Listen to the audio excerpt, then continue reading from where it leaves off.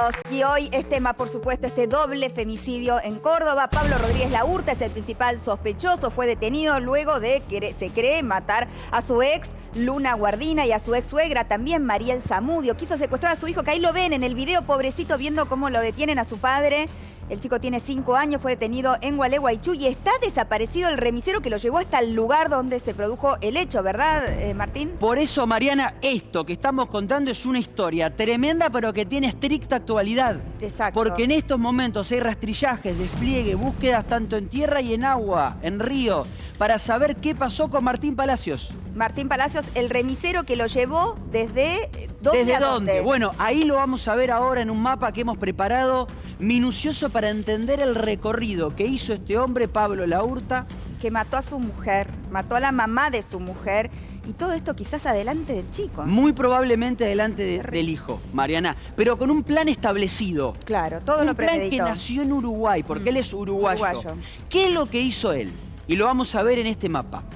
Él sale de Uruguay, aparentemente en una embarcación. Algunos hablan de un bote, pero no está claro. En una embarcación. Sale de Uruguay y llega a las costas argentinas. Sí. A la altura de Entre Ríos, a la altura de Concordia. Bueno, era de la misma manera que pensaba escapar, seguramente, ¿no? Ese es el gran punto de todo esto. Lo cierto es que ingresa de manera ilegal a la Argentina, no entra por un paso legal, entra por un paso ilegal y llega hasta la ciudad de Concordia. Previo a esto, en el plan criminal que tenía Laurta en la cabeza, se comunica con Martín Palacios, un chofer de aplicación que también hacía remis, que evidentemente ya lo conocía de viajes anteriores. Había ganado su confianza. Exactamente. Pablo Laurta, estamos hablando de una persona que terminó la universidad, un tipo instruido, con distintos conocimientos, con un costado político, que si querés en un ratito también lo podemos abordar. Pero lo cierto es que cuando sale de Uruguay, lo llama a Martín Palacios, el chofer de Uber, y le dice, espérame en Concordia, que vamos a hacer un viaje hacia la provincia de Santa Fe. Martín Palacios sale de la ciudad de Buenos Aires, donde vivía, va hacia Concordia y en el trayecto le dice a su hermana, mira, me acaba de contratar este tipo, que ya hice un par de viajes con él, me va a dar 1,5 millones de pesos para llevarlo de Concordia hasta Santa Fe. Hasta ahí todo normal. Llega efectivamente a Concordia con el Chevrolet, con el Toyota Corolla, Martín Palacios, se encuentra con Pablo Laurta, hay una cámara de seguridad que es esa que estamos viendo, donde se ve un saludo bastante ameno entre los dos y donde cargan en la parte de atrás del Corolla las valijas. Mira, fíjate, ahí se están saludando, la verdad que evidentemente algún conocimiento, aunque sea mínimo, tenían. Habían hecho otros viajes previos, ¿no? Igual, exactamente. Luego vamos a entrar en los detalles de los vecinos que fueron testigos de alguna de las situaciones y todos hablan de la tranquilidad con la que este hombre se ha movido, ¿no? Sabiendo lo que había hecho, o sea, con un... Totalmente. Realmente como muy ajeno a la crueldad que acababa de ejercer. Absolutamente, una frialdad bárbara. Eso que estamos viendo recién sucedió entonces, Mariana, en Concordia el 7 de octubre. Ahí se sube al auto entonces de Palacios. Se sube al auto.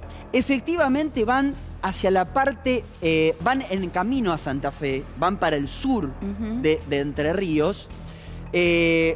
Más bien, bien digo. Más, atraviesa. Más hacia el oeste en realidad. Pero empiezan a atravesar hasta que en un momento el trayecto se desvía. Nadie sabe bien por qué se desvía, ni bajo qué pretexto se desvía, pero ya no van para Santa Fe, empiezan a tomar otra ruta en dirección a la provincia de Córdoba. Y ese momento en donde el trayecto Estaban Laurta y Palacios. ¿Cómo saben eso? ¿Cómo saben el trayecto? Por cámaras de seguridad y por el seguimiento del celular, saben que fueron por lo menos, o que intentaron ir hasta Santa Fe, que ahí evidentemente Laurta utiliza algún engaño para con Palacios o ya directamente alguna amenaza de muerte. O quizás ya Palacios a esa altura no estaba. Porque ¿dónde se lo está buscando a Palacios? Bueno, también puede suceder. No sabemos cuál es la situación, pero el auto va en dirección a Córdoba, que era evidentemente el plan original. Exacto. Ir a la provincia de Córdoba. Lo cierto es que Laurta llega a Córdoba, se esconde en una zona, en una localidad muy chiquitita. Y ahí no se sabe si llega él manejando. Claro, eso no se sabe, se desconoce. Sabe. Y luego, el sábado a la mañana, es cuando él ingresa con una pistola de un calibre grueso, de un calibre importante, y mata primero a Luna y luego a Mariel, a su suegra. Y lo agarra a Pedrito, su hijo, y ahí es cuando el vecino que dice en ese momento, yo escuché que se caía, escuché un ruido, pensé que se caía una chapa, dice. Después el otro no lo escuché, sí lo veo a Pablo Laurta, dice él, caminando muy tranquilo como un padre que va con su hijo a la plaza, un nenito de 5 años, caminando como... No le llamó nada la atención. No le llamó nada la atención. Adentro de la casa habían quedado 2 mujeres asesinadas. Que acá te hago un pequeño contexto. Pablo Laurta, yo sé que Franco tiene mucha información de esto, había fundado, simplemente lo hago a modo de referencia... Quien ya tenía una denuncia por violencia, digámoslo, ¿no? Porque ella lo había denunciado a él. Claro, a eso iba. Pablo Laurta había generado una agrupación llamado Varones Unidos, donde él tenía como bandera el hecho de decir, mi mujer, mi ex mujer en realidad, Luna, secuestró a mi hijo y me hizo denuncias falsas. O sea, ¿qué quiero decir con esto? Que Luna había hecho denuncias contra él, de hecho tenía un botón antipánico, lo cierto es que no sirvió para nada porque las mató. Luego, ya para cerrar el recorrido, en Córdoba... El sistema está mal, ¿no? Del botón antipánico, nos la pasamos diciendo, porque ¿cómo puede ser que ella tenga un botón antipánico y no logre activarlo para dar alarma? O sea, ¿cómo se enteran que ella murió? Perdón, Martín, de hecho no se enteró. Ahí un detalle que me parece también importante es que el día anterior al asesinato, al doble femicidio, se había vencido la perimetral, porque además del botón antipánico, él tenía una perimetral. El hombre tenía claramente en su cabeza que la perimetral estaba vencida el viernes. El sábado fue y cometió este doble femicidio. Ahora te termino el recorrido, pero mientras se investigaba el doble femicidio, aparece el auto incendiado con el cual habían hecho el trayecto desde Concordia hasta Córdoba. El Toyota Corolla que veíamos en la cámara de seguridad aparece prendido fuego sin rastros del conductor. Estamos justamente con Belén Bianchi, allí en Córdoba. Está justamente en el lugar donde encontraron el auto quemado. ¿Cómo estás, Belén? Hola Mariana, equipo, muy buenas tardes. Así es, nos encontramos en zona norte de Córdoba capital, entre Villa Retiro y Villa Esquiú. Es aquí donde está el Toyota Corolla blanco. Una zona rural, Mariana, donde no pasan muchos vehículos, incluso hay solo 2 vecinos, podríamos decirlo así, en cercanía, los cuales no estaban tampoco en el momento donde se prende fuego este vehículo, que fue el jueves a la noche. Fíjate que las llamaradas incluso llegaron hasta las ramas del árbol que está aquí arriba, pero sin embargo cuando llegaron los bomberos ya el auto se estaba apagando solo prácticamente. Aquí donde está el auto abandonado, estamos a aproximadamente unos 25 kilómetros de la casa de las víctimas. Y estábamos analizando recién que es una zona incluso con poca señal, y nos decía recién un vecino con el que hablábamos, que es difícil que pase o que llegue un taxi, un remis. Hay 3 accesos que llegan hasta donde está este vehículo, y los 3 por lo menos para ingresar en una zona donde tengas un poquito más de movilidad, tienen por lo menos hasta 6 kilómetros tendría que haber caminado la Urta. O sea, mínimo, eso te iba a preguntar, Belén. O sea, decís que estaba a 25 kilómetros de donde estaban las víctimas, o sea que por lo menos 6 kilómetros tuvo que haber caminado para encontrar un medio de transporte mínimo para llegar a donde llegó. Hay algo acá que no me cierra, Belén. ¿Cómo estás, Martín? Hay algo que no me termina de cerrar. ¿Cómo andas, Martín? A ver, evidentemente él tenía un plan que era matar a la mujer, a la ex mujer, o a la expareja y a la suegra y llevarse al nene. De hecho, su vida se había convertido o giraba en torno a recuperar a su hijo. De hecho, están las denuncias, está en los sitios web y demás.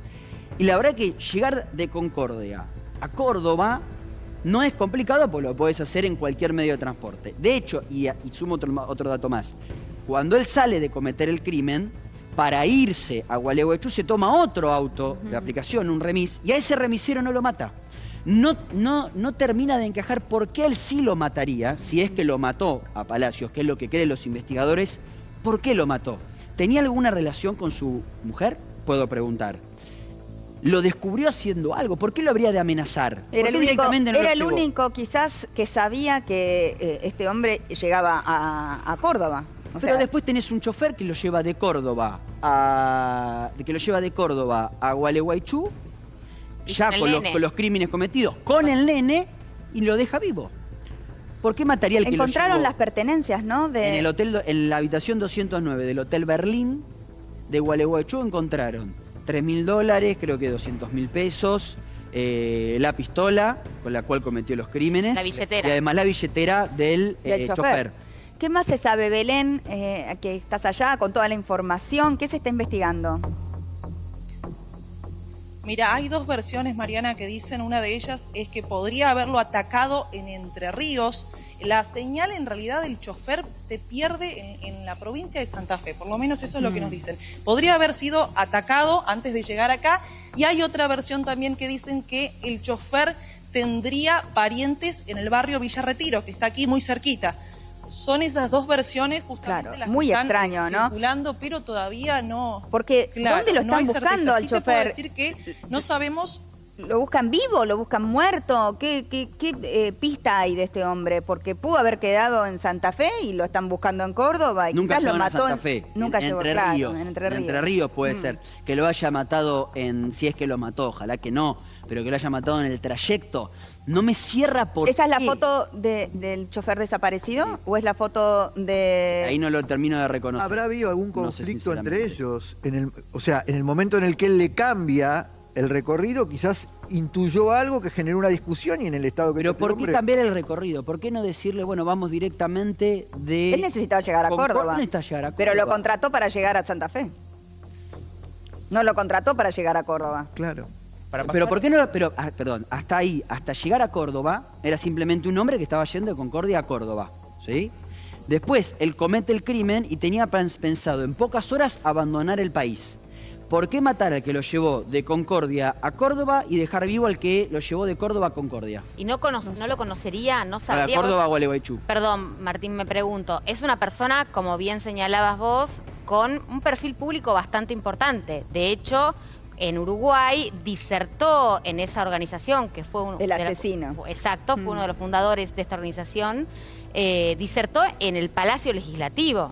No solamente eso, o sea, muy conocida en Uruguay. Hay que decir, decir que aquí obviamente conocida. no, muy conocida, sino que logró una amistad directa con el expresidente Lacalle Pou y logró que el Partido Nacional con Lacalle Pou en la presidencia, es decir, la gestión presidencial anterior de Uruguay, no la del presente, impulse y logre una ley en el Parlamento sobre tenencia compartida, porque allí todavía se sigue hablando de tenencia, efectivamente, respecto de menores, y esta es una acción política que este sujeto logró con connivencia de muchos políticos, directamente además, repito, con la connivencia del expresidente de la Nación, según una investigación periodística muy seria que hoy se reveló, que hoy se actualizó, vamos a decir, hecha por el periodista uruguayo Bruno Esquelza Lorenzo, que es del Hilo Podcast y de Radio Ambulante. Dos medios muy prestigiosos, de sobradísimo compromiso y muy certificado compromiso, que venían denunciándolo, Mariana, de manera serial a este sujeto. Porque sus posteos, además tengo entendido que tuiteó en algún momento acerca de otro femicidio y dijo, no entiendo cómo no hay más muertes como estas, ¿no? Como, exactamente. Como festejando, ¿no? A ver, esta organización funcionaba, hay que entenderlo sintéticamente de esta manera. Funcionaba con trampas en la web, porque él era experto en lo que en Internet se conoce como SEO, escrito con S, C-E-O, es decir, una técnica muy sofisticada de búsqueda. Cómo efectivamente lograr que tu sitio web sea más visto, tenga mayor popularidad, llegue a un público más amplio, a una audiencia en Google, más ¿no? amplia. Exactamente, exactamente. Entonces, él administraba muchos sitios web, por ejemplo, uno de ahorros, uno de finanzas. Vos entrabas allí y te encontrabas en ese sitio, por ejemplo, con notas insólitas, cómo conocer mayor cantidad de mujeres. Entrabas quizás interesado al link cómo conocer mayor cantidad de mujeres y a partir de ahí empezabas efectivamente a chequear que los contenidos te direccionaban a Varones Unidos, con contenidos, con notas, con aseveraciones fuertemente misóginas. Hay que decir que Varones Unidos es una organización directamente misógina, de odio estructurado en torno a la mujer. Y él es el fundador y la cara principal. En Uruguay es una persona muy conocida, este femicida. Aquí no. Lo estamos conociendo ahora y de esta manera. ¡Qué locura, Dios mío! Ahora, yo pensaba, Mariana, Estaba tratando de dilucidar porque hay algo que no me termina de cerrar en por qué el crimen al que lo lleva a Córdoba. Y aparte, ¿en qué momento? ¿Y por qué? O sea, él prende fuego el auto evidentemente para eliminar algún rastro. Para que ese auto nunca se vea que llegó a Córdoba. Claro, pero si vos... A ver, el trayecto, según creen los investigadores, de Concordia a Córdoba fue errático, es decir, primero fue para el lado de Santa Fe, después fue para el lado de Córdoba. Ahora, hicieron un recorrido por esos puntos, rastrillajes, y el cuerpo no aparece. Y por el tiempo que tardó entre salir de Concordia hasta llegar a Córdoba, no parecería ser que hay un periodo, una ventana de tiempo tal como para que pueda haber hecho desaparecer un cuerpo. ¿Qué quiero decir esto? Supongamos que lo hubiese asesinado al chofer. Sí. Vos, para hacer desaparecer ese cuerpo, necesitas un tiempo. Sí. Para enterrarlo, para lo que sea, necesitas un tiempo. Lo pudo haber tirado a un río. Bueno, lo pudo haber tirado a un río, por ejemplo. Están rastrillando, están revisando ríos y demás. Pero ¿por qué hacerlo? ¿Por qué generar? Aparte, esto fue el 7 de octubre. Imposible saberlo. El crimen fue el 11. A mí me da... En eso, esto fue el 7 de octubre. Claro, y él sale mata el el 7. sábado. Sábado fue 11. De Córdoba. O sea, ¿por qué dejar 4 días un cuerpo que te puede incriminar cuando solo necesitaba llegar a Córdoba? Nada Quizás más? era peor cómo lo podía incriminar estando vivo este hombre, ¿no? Quizás tenía algún dato, quizás sabía a lo que iba, por ahí se lo había contado. Pero no sé. aparte, además, ¿para qué hacer ir otro dato que a mí me da la sensación de que evidentemente algo más hay? Porque ¿para qué hacer ir un chofer desde la ciudad de Buenos Aires a Concordia para que de Concordia te lleve a Córdoba? Es verdad. ¿Por qué no pedir cualquier auto en Concordia que no te conozca y te lleve? ¿Qué sabes de esto, Belén? Esto que estamos acá debatiendo un poquito. ¿Qué se comenta allá? ¿Cuáles son las teorías? Sí, lo que se dice, Mariana, es que justamente, toma el Uber para venirse acá, pero fíjate que al regreso, a la vuelta, cuando se quería ir a Entre Ríos, esta persona tenía pensado sacar a su nene de la casa, que por cierto, cuando sale de esta vivienda, sale muy tranquilo, de la mano, como si nada hubiera pasado por el barrio, porque incluso, Mariana, el viernes se le había vencido la restricción. Claro. Él el sábado va a atacar a su expareja y a su exsuegra y se va directo a la terminal de ómnibus de Córdoba para tomar allí un colectivo de larga distancia y volver a Entre Ríos. Pero fíjate que se había olvidado el documento del nene, del menor, y no podía sacarle un pasaje. Es por eso que allí se toma otro taxi para volver a la provincia, y lo que se dice al menos es que le pagó 1,5 millones de pesos para llevarlo hasta la provincia de Entre Ríos. Hasta llevarlo Entonces, el 1,5 millones de pesos no es el que le habría pagado al chofer desaparecido, sino al que lo llevó a Entre Ríos. Claro. Es al revés. Es al Claro, revés. del tenés primer razón. chofer no tenemos certeza. Yo Claro, pensé si le que el llegó a primer pagar, chofer si no, le había ¿cuál fue el dicho a su vínculo? familia que justamente había tenido esta oferta de trabajo y que se iba por ese dinero, ¿no? Claro. O sea, Yo tengo a ver, lo que yo No, escuché, lo que yo escuché es a la hermana del chofer diciendo que le pagan 1,5 millones de pesos. Ahora por ahí es verdad, le puede ser que sea la información, la de Belén, de no, que capaz llame que es el también seguro. dijo, vamos O por ahí los dos. o sea, por Claro. ahí ofreció ese mismo dinero para que lo llevaran de vuelta, ¿no? O sea, puede ser que haya coincidido. La persona que lo lleva hasta Concordia atestiguó. Lo que dicen es que era una persona Sí, fue la policía. Claro. Y de hecho se con larga una a llorar. situación económica buena, ¿no? ¿Estás hablando del asesino, del femicida? Sí, Mariana, es por eso que también hablamos de esta suma. Incluso el vecino de donde vivían estas mujeres nos decía que hasta tenía miedo de salir también en cámara en un principio por esta cuestión, que es una persona que económicamente está muy bien. Fíjate que... Y con incluso influencias, tenía tal por lo que cuenta obsesión Franco, con claro. Luna, que en octubre del año pasado esta persona pasó 3 noches arriba del techo de Luna y de Mariel. Cuando el vecino Pablo le dice esto a través de la medianera, Mariel, la ex suegra, lo primero que hace es pedir ayuda, le grita pidiendo la ayuda y que lo sacara, que era su ex yerno que no se quería ir, que estaba en el techo de la casa, Dios. con amenazas, con cortes de cable, cortes de servicio, y allí comienza una de las restricciones, ¿no? Pero el vecino se enfrenta en este momento a Pablo. Esta persona sale corriendo de allí, de la casa, y desde allí tanto Luna como Mariel vivían con total miedo, ¿no? Constantemente hablando con su vecino ante cualquier ruido que tal vez era del vecino, estaban totalmente en comunicación. Incluso el jueves se comunicaron también con su vecino, Luna se comunica el jueves pasado, para pedirle un teléfono al vecino y llamar a tribunales porque sabía que se le vencía la restricción el día viernes. Lo que no sabe el vecino es, claro, estaba con miedo, eso sí. Sí, porque Martín, te escucho. Hoy Laura, la hermana de Luna, vive en Chile, llegó a Córdoba y contó esta situación justamente que hacía referencia Luciana de la restricción, pero también decía que estaba muy contenta Luna, porque había logrado como deshacerse en el último tiempo del contacto con el femicida. Belén, ¿qué sabes de la hermana de Laura? ¿Qué dijo con respecto a esta situación?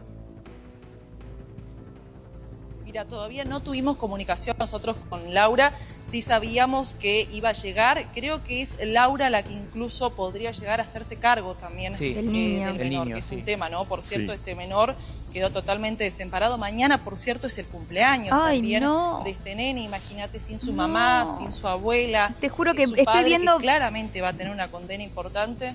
Estábamos viendo las imágenes recién, en el momento en que lo detienen, y vos ves al chiquito que está ahí parado, viendo cómo se llevan a su padre. Y siguiéndolo al papá. Siguiéndolo. Miren la situación. No sabemos si fue qué, Mariana? testigo Y encima de no los vio disparos, cuando mataban a mataban. Mariana, te sumo, si me permitís, Belén, el testimonio, declaraciones que hizo la madre del femicida. Sí. Ahí perdón, sí. Que te interrumpo, Martín, pero para graficar, ¿no? Como mira el niño y lo va siguiendo. Sí, a su papá.